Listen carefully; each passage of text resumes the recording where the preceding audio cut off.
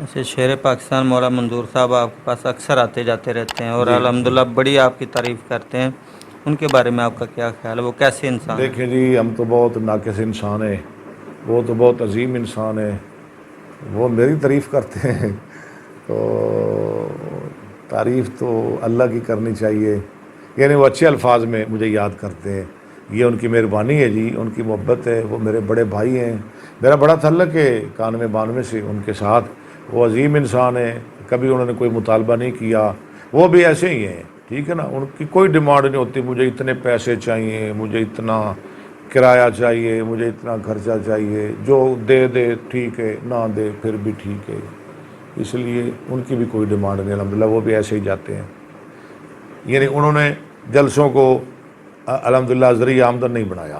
لیکن کچھ لوگوں کو بھی سمجھائیں، مجھے پتہ چلا ہے، مجھے انہوں نے نہیں بتایا لیکن پکی خبر ملی ہے کہ دیکھیں ایسے کاموں کی وجہ سے مولانا منظور احمد صاحب پر مطلب کافی زیادہ قرضہ چڑھا ہوا ہے، لیکن ہمارے اہل حدیث نہیں سوچتے، وہ کہتے ہیں کہ یار صرف انہوں نے اچھا لباس پہنا ہوا ہے یا گاڑی میں پھر رہے ہیں تو پتہ نہیں کیا سین ہے، کتنے کو جو ہے نا یہ کما رہے ہیں، تو لوگوں کو کچھ سمجھائیں کہ وہ خدمت ان کی اچھی کیا کریں۔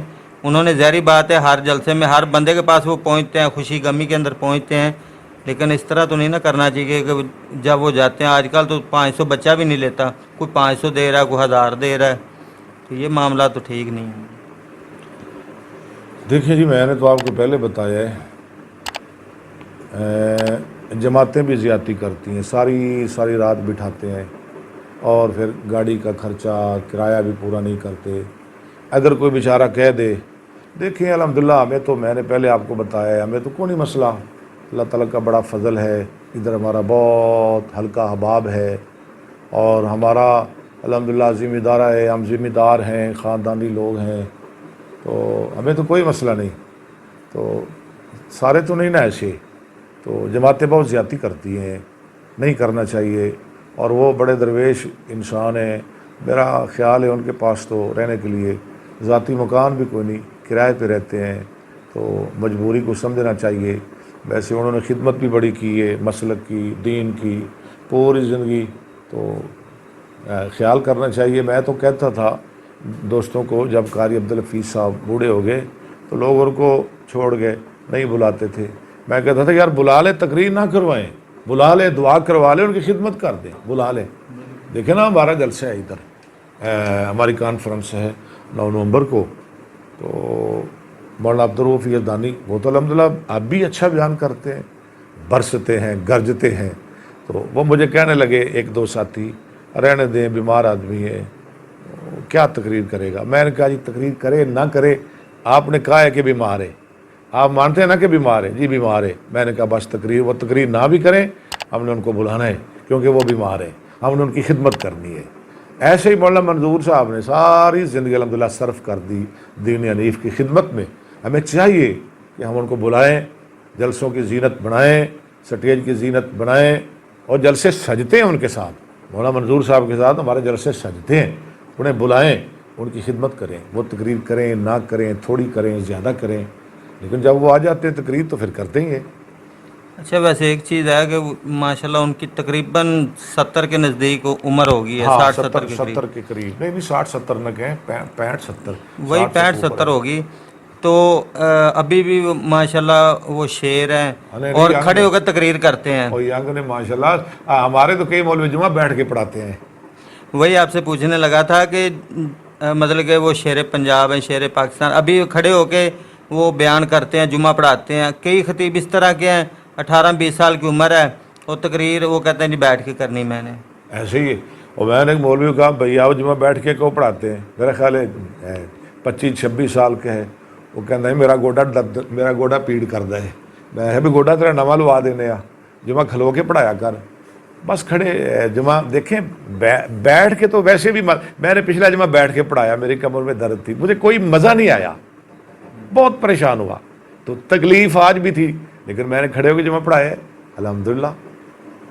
حالانکہ ماشاءاللہ حافظ عبدالرؤوف یزدانی صاحب پہ نا جب پابندی لگی ہوئی تھی تو بہت زیادہ ان پہ قرضہ چڑھ کے، ظاہری بات ہے انہوں نے کیسوں پہ لگایا، سارا انہوں نے کیا، ہاں بالکل، تو اس کے بعد وہ بیمار ہو گیا, پھر وہ بھی خرچہ آ گیا ان کا. تو مجھے ایک دن نا کہنے ہماری نا ہر دوسرے تیسرے دن بات ہوتی رہتی تھی جب وہ پابندی کے اندر تھے, تو یہ آپ ان سے پوچھ بھی سکتے ہیں, انہوں نے آنا ہے. تو ایک دن نا مجھے کہنے لگے, میں نے کہا حافظ صاحب آپ باہر ٹائم دیا کریں. تو کہنے لگے کہ نہیں ابھی نا مجھ سے بولا نہیں جاتا, آپ پوسٹ بنا کے لگا دیں لوگوں سے کہ ابھی تنگ نہ کریں. تو میں نے کہا کہ یزدانی صاحب آپ پہ ماشاءاللہ اتنا قرضہ ہے, وہ مطلب کہ کسی نے تو نہیں آگے اتارنا, آپ نہیں دینا ہے لوگوں کو. چلیں آپ باہر جائیں گے, لوگ آپ کی خدمت کریں گے, آپ کو جو مسئلہ بنا ہوا ہے ظاہری بات لوگ اچھا آپ کو کھلائیں گے, اس کے ساتھ آپ کا جو ہے نا یہ مسئلہ بھی ٹھیک ہو جائے گا اور یہ قرضہ بھی اترتا رہے گا. تو الحمدللہ انہوں نے میری بات کو مانا, ہمیں خوشی ہے. انہوں نے کہا ٹھیک ہے آپ پوسٹ لگا دیں کہ جس بندے کو بھی ٹائم چاہیے وہ فون کر سکتا ہے. میں نے پوسٹ لگائی ہے, 3 دن کے اندر ان کی 6 مہینے کی ڈائری فل ہو گئی تھی ماشاءاللہ. لیکن آپ میری پوسٹ نہ لگائیں, کیونکہ میں تو ایک ماہ میں 8 یا 10 جلسے کر سکتا ہوں, اس سے زیادہ میں کر ہی نہیں سکتا, کیونکہ میں تو پڑھانے والا بندہ ہوں. کہیں میری پوسٹ نہ لگانا, بلکہ میری پوسٹ لگائیں کہ میرے جلسے اور کم کریں. نہیں آپ کی پوسٹ مناظرے وغیرہ کے لیے پوسٹ لگا دیں آپ. جی لگا دیں, مناظرہ کرنے کے لیے تیار ہوں. کسی ذاکر کے ساتھ کروا دیں, کسی اور غیر اہل حدیث کے ساتھ کروا دیں, کسی مسئلے پہ میں الحمدللہ تیار ہوں. اچھا میں 2 دن کا سبق 1 دن میں پڑھا لوں گا.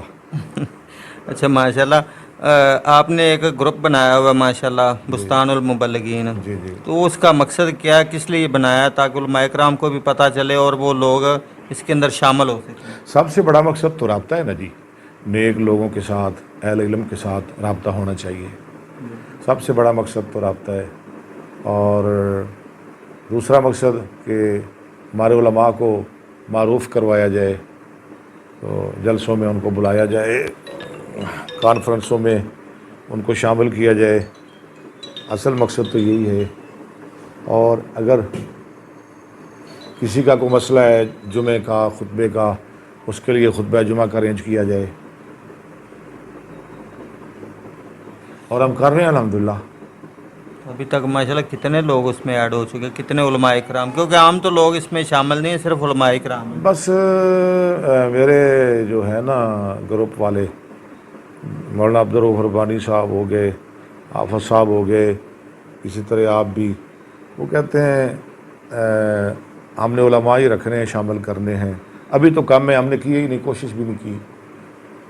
کوشش کرتے ہیں نہیں ابھی انشاءاللہ. پوسٹر لگائیں تو بے شمار آ جائیں گے, لیکن وہ جتنے زیادہ ہوں گے نا پوسٹ نہ وہ بھی پھر لگائیں. مزہ نہیں آئے گا. میں یہ مزہ نہیں آئے گا, یہ بس کہتے ہیں سارے. کیونکہ ابھی تو ماشاءاللہ جو سسٹم چل رہا ہے نا ابھی تک, جہاں تک میں نے دیکھا ہے تو ماشاءاللہ نہیں, بڑا اگر زبردست ہے. علماء آ جائیں نا, سارے علماء شامل ہو جائیں تو حرج بھی کوئی نہیں, کوئی ایسی کراہت بھی نہیں ہے. ابھی ماشاءاللہ آپ نے کانفرنس جو رکھی ہے 9 ستمبر کی, تو اس کا چرچا پہلے سے شروع ہو گیا الحمدللہ. جتنے ہم نے اس کی ایڈورٹائزنگ کی ہے تو کئی علماء کرام ہیں وہ ابھی ہمیں کہہ رہے ہیں جی, مطلب کہ گلہ کر رہے ہیں ہم سے, یہ ہمارا نام نہیں ہے, ہمارا نام نہیں ہے. تو میں نے کہا بھی یہ لوگ بھی جو آ رہے ہیں تو یہ بھی جو ہے نا مطلب کہ خود ہی آ رہے ہیں. ہم نے کہ مطلب کہ لوگ 12 بجے کے بعد بیٹھتے ہی نہیں ہیں. بیٹھتے نہیں ہیں. اس وجہ سے میں نے کہا کہ یار جتنا کم ہوگا نا انشاءاللہ ہم مہینے کے اندر کوئی نہ کوئی اس طرح پروگرام کرتے رہیں گے. کوئی 3-4 خطیب آ جائیں, چلو مغرب کے بعد 10-11 بجے تک ہو جائے سسٹم, تو انشاءاللہ لوگوں کی اصلاح بھی ہوتی رہے گی اور علماء کرام جو ہے نا ان کا تعارف بھی ہوتا رہے گا. جی بالکل, ہر مہینے میں کچھ 4-5 پروگرام ہم ترتیب دیں گے مختلف مساجد میں اور مختلف علاقوں میں. انشاءاللہ علماء کو بھیجیں گے, بلکہ ہم لے کے جائیں گے, خود ان کا تعارف کروائیں گے. بلکہ میری تو کوشش یہی ہے کہ اسی جامعہ کے اندر اگر ہو جائے سسٹم نا, تو مطلب 2 پروگرام ہی چاہے مہینے کے اندر ہو جائیں. نہیں, جامعہ کے اندر بھی کریں گے, تو ارد گرد بھی انشاءاللہ پورے علاقے میں کریں گے, پورے ضلع میں کریں گے انشاءاللہ. بلکہ ہم نے کرنا ہے ستمبر کے آخر میں ایک میٹنگ بلانی ہے, اس کے بعد ہم نے ترتیب دینے ہیں علماء کے پروگرام. اچھا جزاک اللہ, آپ نے ہمیں خصوصی ٹائم دیا.